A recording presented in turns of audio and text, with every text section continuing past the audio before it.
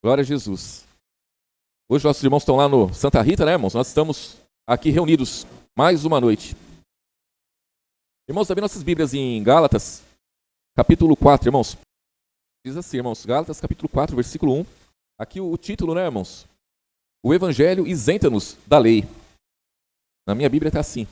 Que título aí, né, irmãos? E é uma verdade, né? O Evangelho nos isenta da lei. Mas aqui no versículo 1 diz assim, Gálatas capítulo 4, versículo 1. Digo, pois, que todo o tempo em que o herdeiro é menino, em nada difere do que, irmãos?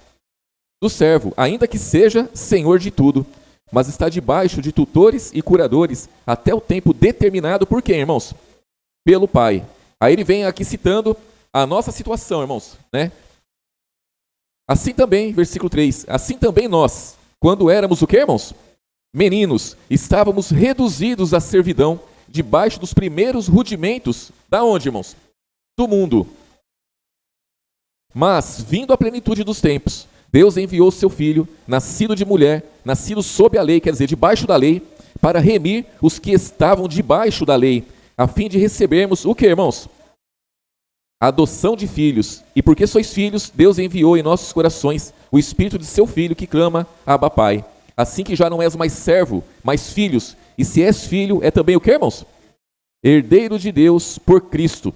Então, aqui, o apóstolo Paulo, ele cita essa situação, irmãos, para mostrar para os irmãos que, assim como o herdeiro, quando ele é menino, não é, irmãos? Ele tem uma herança, o pai dele é rico, morreu, deixou uma herança para ele muito grande, mas esse menino, ele precisa de alguém que cuide dele, que cuide dos negócios dele, porque ele é menor, ele é menino, ele não pode cuidar das coisas. Então, o que esse tutor aí disser, ele vai fazer, ele vai cumprir. Tem alguém ali cuidando dele, cuidando das coisas dele e mandando nas coisas dele, porque ele é menino. Nós também, irmãos, antes de Jesus vir, todos os homens, eles estavam no mundo, estavam debaixo da lei, dos primeiros rudimentos do mundo, tinham uma promessa, tinham uma herança, irmãos, tinha uma herança, tinha uma promessa anunciada, mas ninguém podia tomar posse dela. Ninguém podia tomar posse. As maravilhas estavam expostas, ia acontecer. Quando? Não se sabia. Para quem queria vir, não se sabia. Mas existia uma herança, existia uma promessa, existia uma salvação que iria se manifestar. Só isso não adiantaria de nada, irmãos. Jesus precisou vir, o próprio Deus se fez carne e veio a esse mundo. Veio como homem, veio debaixo da lei. Debaixo da lei, para quê, irmãos? Para nos dar o direito. Para nos dar o direito de tomar posse da herança. E hoje, a palavra diz que hoje nós somos filhos. Hoje nós temos essa herança. Hoje nós podemos tomar posse, irmãos, de tudo. Não tem anjo sobre nós, não tem lei sobre nós, não tem maldição sobre nós, não tem mais nada sobre nós. Hoje nós somos livres. Hoje nós temos autoridade, irmãos. Autoridade para quê? Irmãos, temos autoridade para tudo. Nós temos autoridade para lutar contra o pecado, nós temos autoridade para lutar contra as enfermidades, nós temos autoridade para lutar contra a lei, nós temos autoridade, irmãos, para se manter filhos de Deus, na presença de Deus, honrando e glorificando a Ele. Isso tudo, irmãos, não é pelo nosso poder. Isso tudo não é pela nossa força, mas isso tudo é porque Jesus, ele veio. Ele quis que fosse dessa forma, ele pagou o preço, irmãos. Antes desse poder estar em nossas mãos, esse poder estava nas mãos dos anjos. O poder estava na mão dos anjos, para eles fazerem uma obra, para eles cuidarem de uma obra, e eles não fizeram. Andaram segundo os próprios desejos, as próprias vontades, fizeram uma obra própria, uma obra de iniquidade. Hoje o poder está na mão dos homens. E o poder que está nas mãos dos homens hoje é o poder de salvação, o poder de libertação, irmãos. Hoje nós anunciamos a salvação e ela existe, e ela está presente e é por dia de hoje. Nós não anunciamos aquilo que vai acontecer, sabe-se lá quando, como os profetas anunciavam. Hoje não, hoje nós podemos dizer, existe uma salvação e ela está aqui. Aqui aonde, irmãos? Está em Cristo, e se Cristo está em nós, nós temos isso. E aquele que não tem, ele pode ter. Então não é uma promessa que vai acontecer, sabe-se lá quando vai acontecer, não. A libertação é para hoje, a salvação é para hoje. E quando se fala salvação, não é a salvação do último dia, irmãos, mas é a salvação da lei, é estar salvo da lei, salvo do pecado, salvo da morte, é poder seguir com liberdade. Mas aí muitos podem dizer assim, mas eu não sou tão livre assim, porque vem uma gripe e me derruba, vem uma febre e me derruba. Irmãos, isso não é nada perto daquilo que nós temos. A paz do alto, irmãos, ela opera em meio às lutas, em meio à dificuldade, em meio a tudo isso, existe uma paz do alto. Essa paz aí, irmãos, impede o ser humano de cometer tragédias que o mundo inteiro comete. Isso impede a pessoa de negar Jesus. Então, temos essa possibilidade. Aí diz aqui, Versículo 7, né? Ó. Assim que já não és mais servo, mas filho, e se és filho, és também herdeiro de Deus por Cristo. Mas quando não conhecieis a Deus, servíeis aos que por natureza não são o quê, irmãos? Deuses, mas se apresentaram como Deus, né, irmãos? Mas agora, conhecendo a Deus, ou antes, sendo conhecido de Deus, como tornais outra vez a esses rudimentos fracos e pobres, aos quais de novo quereis servir? Então, os Gálatas aqui, eles estavam apostatando da fé, os Gálatas, eles estavam perdendo entendimento que eles receberam de Jesus.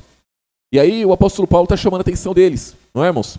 E aí diz aqui, ó, versículo 11, versículo 10, ó, guardais dias e meses e tempos e anos, receio de vós, que haja eu trabalhado em vão para convosco. Irmãos, rogo-vos que sejais como eu, porque também eu sou como vós, nenhum mal me fizestes.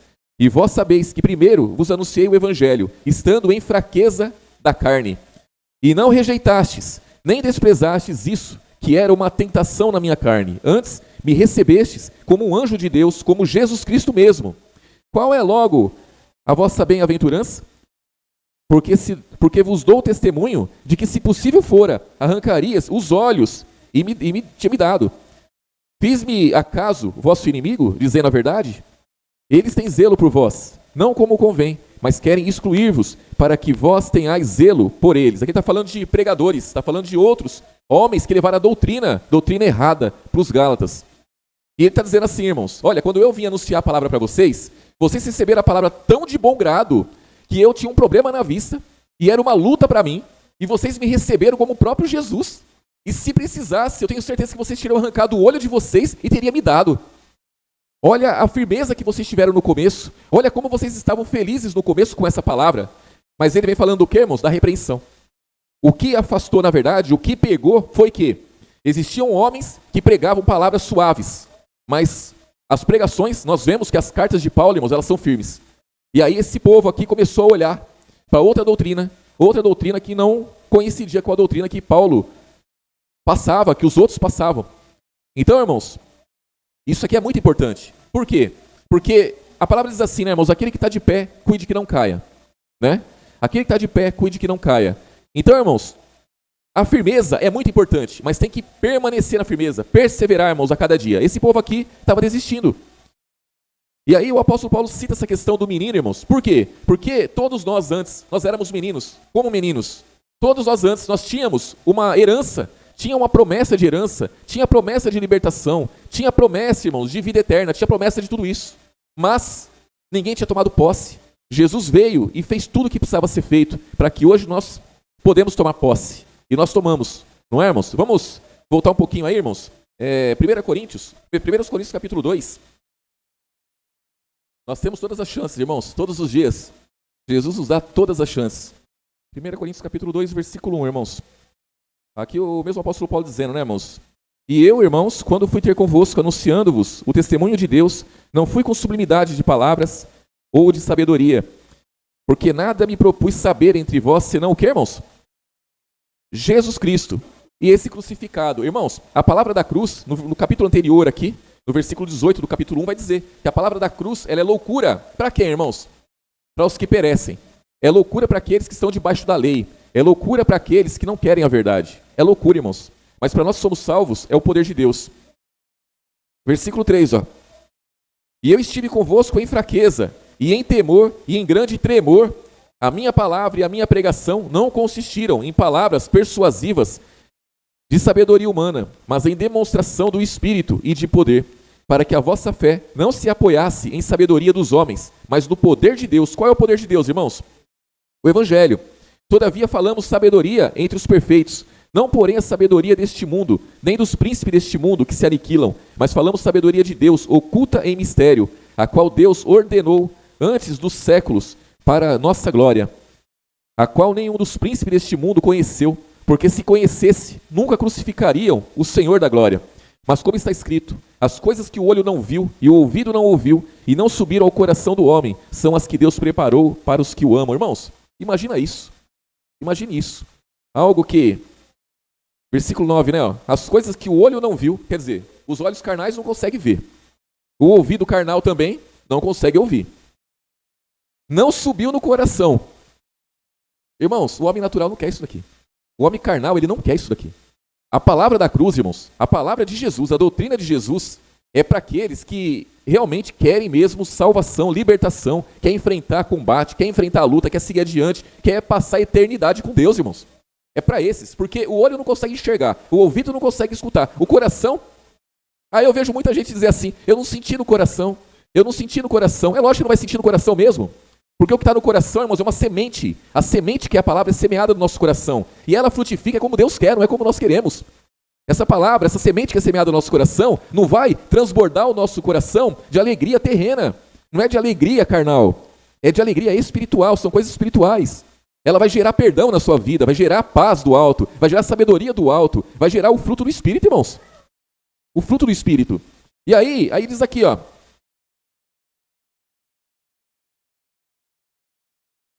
Me perdi aqui. Aqui, versículo 10, ó. Mas Deus nos revelou pelo seu Espírito, porque o Espírito penetra todas as coisas, ainda as profundezas de Deus.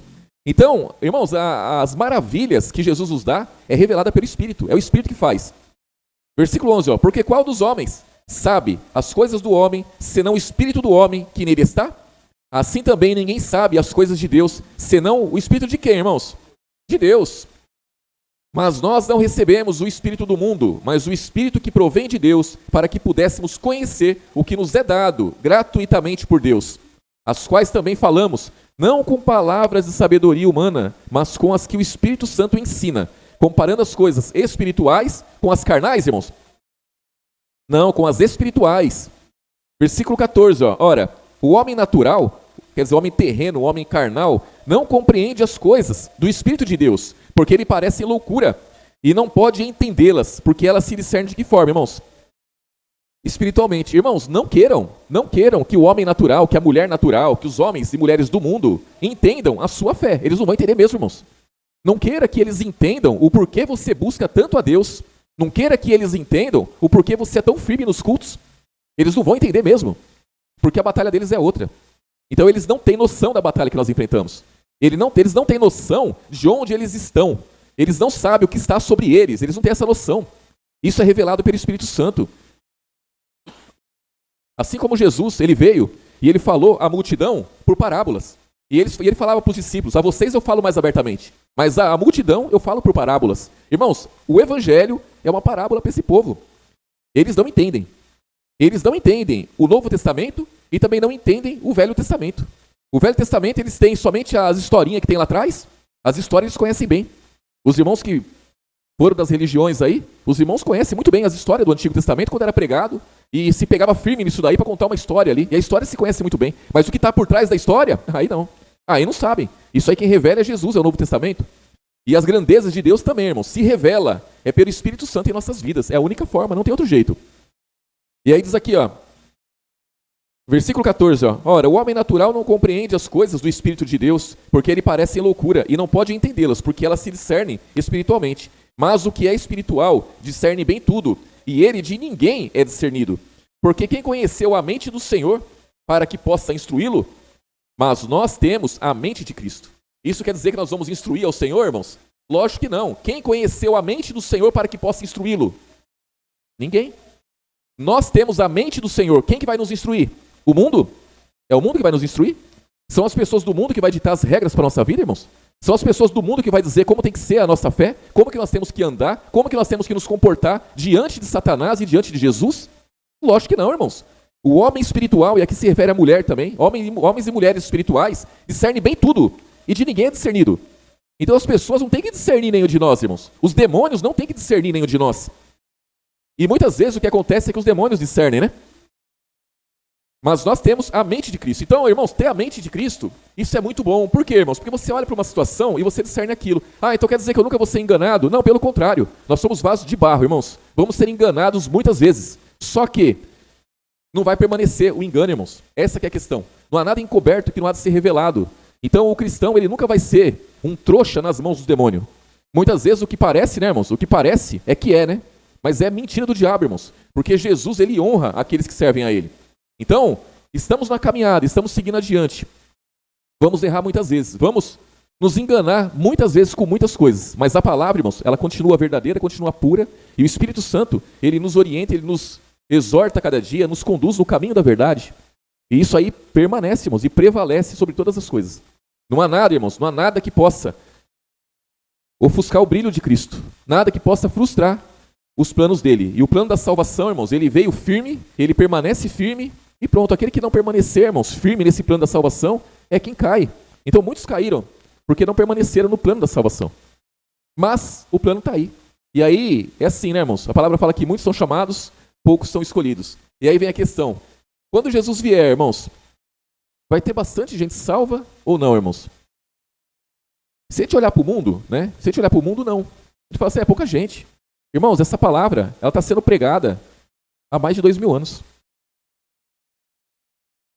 Os profetas profetizaram acerca da graça.